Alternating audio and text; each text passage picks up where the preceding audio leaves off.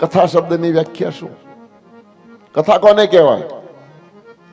કાન દ્વારા કૃષ્ણની મૂર્તિને હૃદયમાં ઘડવાની પ્રક્રિયા, એનું નામ છે કથા. એક એક શબ્દો, એક એક ગુણ, એક એક લીલાઓ, એક એક ચરિત્રો કાન દ્વારા સાંભળી સાંભળી સાંભળી અને હૃદયમાં મૂર્તિ તૈયાર થતી હોય છે. અને ઈ અંદરની મૂર્તિ જે દિવસે પ્રગટી જાય, જાગી જાય, બોલતી થઈ જાય, એનું નામ જ સાક્ષાત્કાર. ભીતરની મૂર્તિમાં જેથી પ્રાણ આવે એનું નામ જ સાક્ષાત્કાર. પણ એ ભીતર મૂર્તિ ઘડવા માટે એનું પગથિયું કયું, એનો ઉપાય કયો, એનો રસ્તો કયો? એનો રસ્તો છે કથા. કથા દ્વારા હૃદયસ્થ કરી શકાય છે. શ્રવણ, કીર્તન. પેલે બીજે દિવસે પણ તમને કીધું હતું કે આપણા સનાતન સંસ્કૃતિની, આપણા ધર્મની વિશાળતા તો તમે જુઓ. સાંભળવામાં ઇન્ટરેસ્ટ હોય તો સાંભળી જ રાખવું જોઈએ. સાંભળવામાં ઇન્ટરેસ્ટ ના હોય તો કીર્તન. શ્રવણમ કીર્તનમ. કીર્તનમાં રુચિ ન હોય તો સ્મરણમ. શ્રવણમ કીર્તનમ વિષ્ણુ સ્મરણમ પાદ સેવનમ. ખૂણામાં ગૌમુખી માળા હાથમાં લઈ અને રામ રામ રામ રામ કૃષ્ણ કૃષ્ણ કૃષ્ણ કૃષ્ણ રટો, ભગવાન મળશે. સ્મરણમાં ઈચ્છા રુચિ ના હોય, કીર્તનમાં ન હોય, સાંભળવામાં ન હોય તો ઘરમાં નાની મૂર્તિ લાવો અને એની મૂર્તિની પૂજા કરો. જે પણ મૂર્તિને તમે સેવશો ને પછી એ મૂર્તિ ભીતર આવી જશે. મંદિર સાથે પરણી મીરા રાજમહેલથી છૂટી. બાલ્યકાળમાં નાની એવી હતી મીરાની. એ વખતે એક સંત આવી અને એને મૂર્તિ આપી ગયા હતા. એ મૂર્તિને જીવનભર મીરાએ છોડી નથી.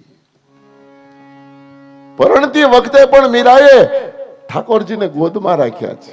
ફેરા ફરી છે, મંગળ ફેરા ભલે રાણા એરે ફરી છે, પણ એ વખતે ગોદમાં મીરાની મૂર્તિ હતી.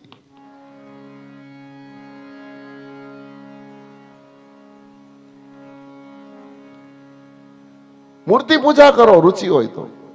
એને સ્નાન કરાવો, એને સુંદર વાઘા પહેરાવો, એને સુંદર આભૂષણો પહેરાવો. એ પુષ્ટિ ભક્તિ છે. શ્રવણ, કીર્તન, સ્મરણ, પાદ સેવન, અર્ચન, વંદન કરો. વંદનના બહુ મોટા લાભ છે, વંદનના બહુ મોટા ફાયદા છે. માત્ર પ્રભુના ચરણે આ એક વખત માથું ઝૂકી જાય ને, પણ પછી તો જેટલું ઝૂકે એટલું મળે. પણ જે દંડવત કરે, મહાપ્રભુજી આપણને દંડવત કરવાના શીખવ્યા છે. ઠાકોરજીને એ તો હોય પારણામાં, પણ તમે એને દંડવત કરો. આ આપણું લલાટ જ્યારે એને સ્પર્શી એના ચરણે અડી જાય ને તો સીધો કરંટ આવે. પ્રણામો પાપ શમનમ સ્તન્નમામિ હરિપરમ.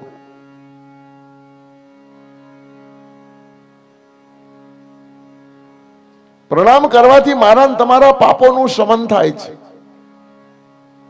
જેમ ગંગાજીમાં ડૂબકી મારીએ ને મારા તમારા પાપો ઉપરથી ધોવાઈ જાય, એમ રોજ હવારમાં માથું મૂકી અને જો જમીન સાથે માથું અડાડીએ તો આવો જેટલા પણ આખા રાતના આખા દીના હોય બધા ભગવાનને શરણે ભગવાન લઈ લે અને અંદરથી એવો સંચાર તમને આપે. અને આ તો અનુભૂતિ કરવાની વસ્તુ છે.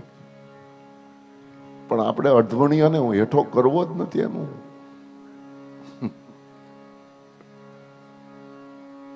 પ્રણામો પાપ શમનમ સન્નમામિ હરિપરમ. ભગવાનના શરણે મસ્તક નમાવું. શ્રવણમ કીર્તનમ વિષ્ણુ સ્મરણમ પાદ સેવનમ અર્ચનમ વંદનમ. અને પછીની ભક્તિ છે દાસ્ય ભાવ. ભગવાનના ચરણમાં દાસ થઈને બેસવું. પ્રભુ આ જે કાંઈ છે બધી તારી જ લીલા છે. તે મને પણ જન્માયો છે, તું જ મને જીવાડી રહ્યો છો. તું જ મને સમયે ભૂખ લગાડે છે, તું જ પાછો ભોજન મેળવી આપે છે, તું જ મને હાંજ પેડે હુવડાવે છે અને હવારે તું જ મને જગાડે છે.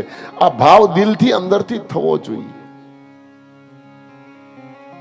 ઘણા કહે ને અમે ભગવાન, પણ ભગવાન તારી હારે છે તો જ તું એવડો મોટો થયો.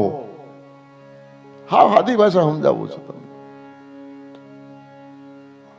ઈ જ આપણને પાળે છે. પળે પળે તારો જીવન સંદેશો આંખોને મારી ભીજાવી રહ્યો. જો એને તમે અહેસાસ કરો તો પળે પળે આપણી સાથે જ છે.